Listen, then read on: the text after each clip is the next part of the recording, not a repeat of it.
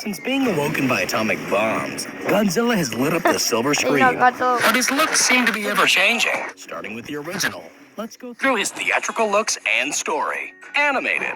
In his first ever appearance, Godzilla has small arms, thick legs, and dorsal plates down his spine. His pupils are tiny, and he has fangs and pointy ears. After attacking Japan, he gets disintegrated to bone.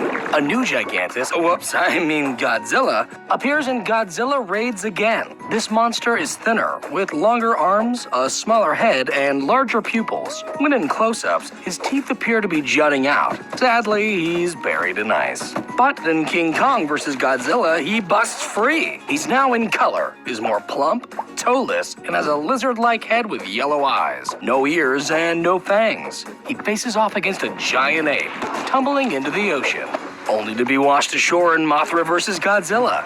Now he's slimmer, has a wider head, wide eyes, and smooth, shiny brows. As his rampage continues, he gets covered in silk and again drops into the sea.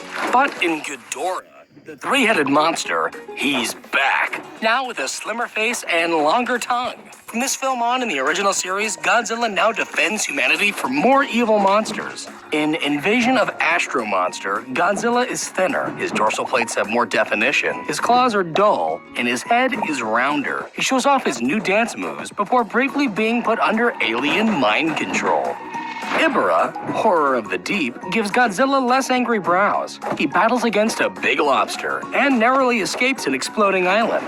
In the sequel, Godzilla's neck is elongated. He's pudgier, and his dorsal fins are flimsy looking. His nose is also stubbier, and his eyes are bugged out. Oh, and he's now raising a hideous son. In Destroy All Monsters, he's slimmer, while his face appears more like it did in Astro Monster. He's put under alien mind control again, but once free of their control, he turns on them. For the next 3 sequels, his look remains consistent. In the first, he helps his son face off against a bully. However, this all takes place inside the dreams of a young boy, so moving on. Next, in Godzilla vs. Hedorah, he opposes a pollution monster, and when curled up like a shrimp, he can now fly backwards.